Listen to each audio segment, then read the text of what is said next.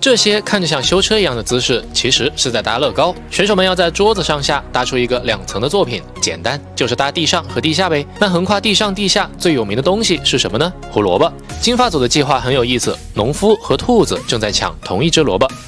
Rabbits, man, pest. 这里管野兔叫害虫，是因为澳洲有上百亿只野兔，澳洲人为了消灭兔子，轰炸机都用过。这是他们迄今为止做过最大也最难的模型，光农夫就有人半个身子大小。金发组一直热衷挑战难度，也因此他们的搭建就没有顺利过的。But then... Oh, no. Is that you? That's not good, Trent. 但最后总算赶在12个小时内完成了。老农夫正用力拔一颗顽固的萝卜，然而他不知道自己拔不出的原因，其实是地下的一只兔子正在和他抢萝卜。农场旁边禁止兔子的标示是给兔子看的吗？其实这个作品的比例有大问题，兔子就好像被长发老哥那边的地下核废料感染了，赶上半个农夫大了。虽然这个作品整体看着不够精致，其实这种大型人物很难塑造，也很难固定。只论难度，应该是和长发组的巨虫城市不相上下的，但金发组的短板就在比例把控和细节处理上，可能评委就是喜欢他们钻研难点的镜头，还是给了个第2名。前面几期评论里说，在桌子上下搭啥的都有，什么 EVA 的地下都市啊，天堂和地狱，沉没一半的泰坦尼克号，还有说黄金矿工的。不过这一集的夫妻组还真搭了个挖矿的故事，上面是采矿探险队，他们在考古挖掘矿石的过程中，不小心打开了地下的恐龙世界。Underground, flying. Yeah. Pterodactyls would be above flying through the sky, wouldn't they? 翼龙在地下飞，这个想法还是挺有趣的。然而，正当妻子调整地下世界的模型时 Silly trick. Oh, the Tim, bridge. I broke the bridge. Okay, I'll fix that. You just figure out something else to do. 就问你们学会了没有？看看夫妻俩是怎么处理故事的。勘探队将一位考古学家放进下面的洞穴里，然而这位勇敢的考古学家不会想到的是，地下世界有只巨大的红色翼龙准备扑过来抓住他。夫妻组作品的优势依托于上层的细节和翼龙故事的设计，缺点在正面太空旷了，和其他组比起来整体难度较低。评委其实很喜欢这种细节丰富的作品，实话说总体比金发组搭的好一些，但介于难度上，第2名还是给了金发组。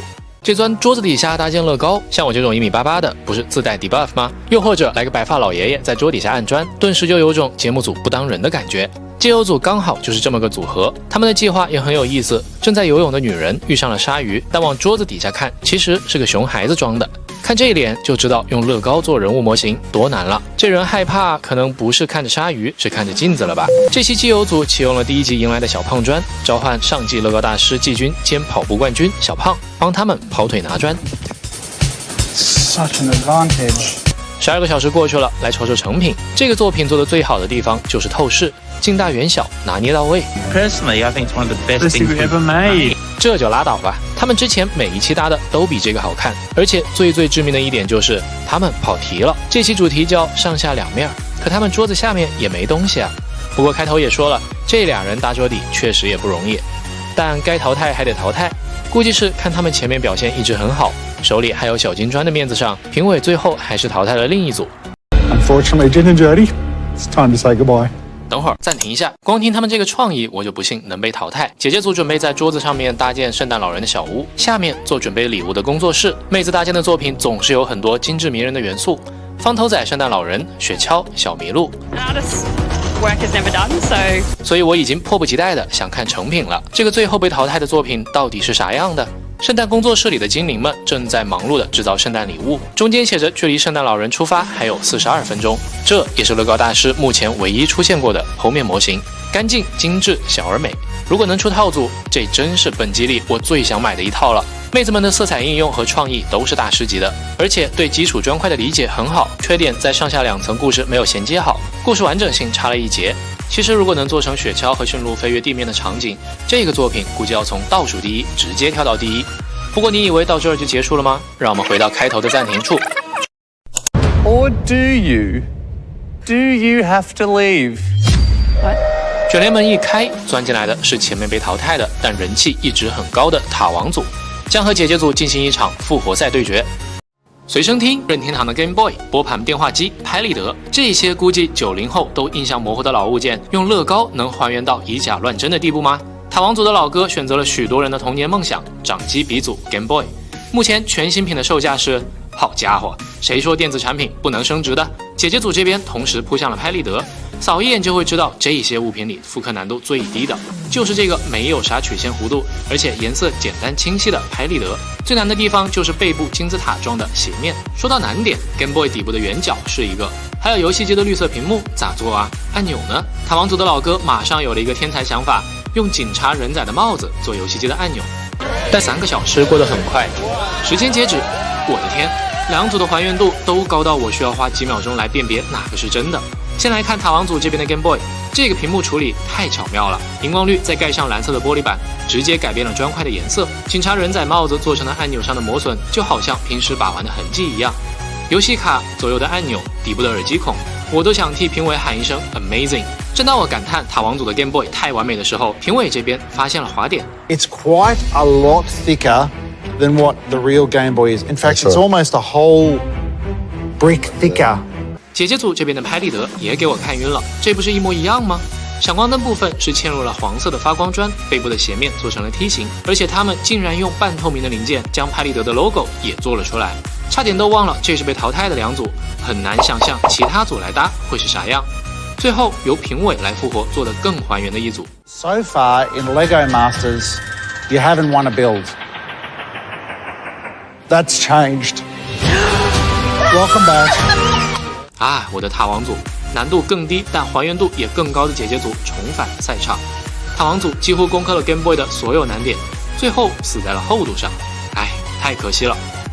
也许你没看过星战，但你肯定见过绝地武士拿着 LED 灯管互殴的画面，肯定也听过这一句 May the fourth be with you。英文听懂了吧？别再放肆，没什么用。真要。本期主题是8小时内设计出一个星战飞船载具，听着简单，做着难。我都怀疑这一集是不是乐高设计师搞不出星战新套装来找灵感的。长发老哥一脸娇羞的抽到了头号反派达斯维达，以他们平时的铁直男搭建风格，星战主题还抽到反派，真的是过年了。他们的船叫帝国风暴登陆舰，一艘运送风暴白兵的船，因此也吸引了现场巡逻的白兵前来围观。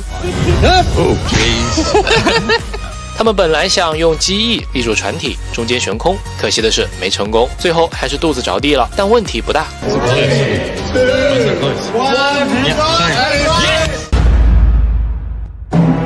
这感觉有帝国那味儿了。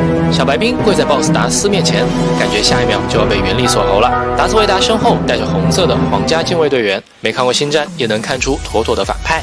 金发组他们抽到了正派卢克，眼镜小哥是星战的狂热粉丝，他们计划做卢克带着机器人同伴的双人战斗机。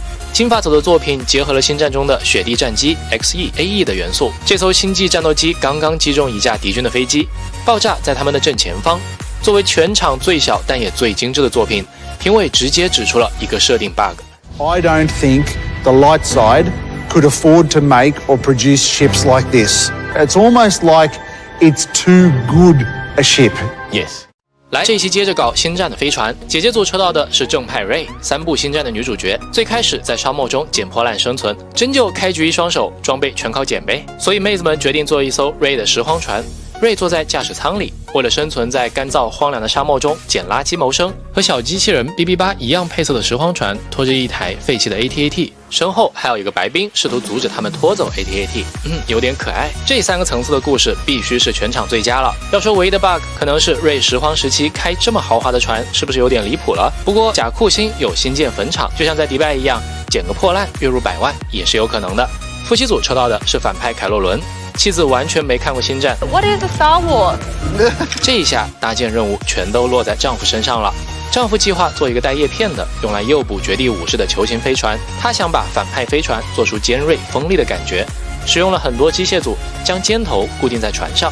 达斯维达坐在驾驶舱里，将抓捕到的绝地武士扔进牢房，带回去审问。夫妻组的船是全场最大的，评委将盖子拆下来，可以看到里面有很多复杂的机械组，但可惜的是，他们链接处用了蓝色的销，破坏了整体色彩的和谐。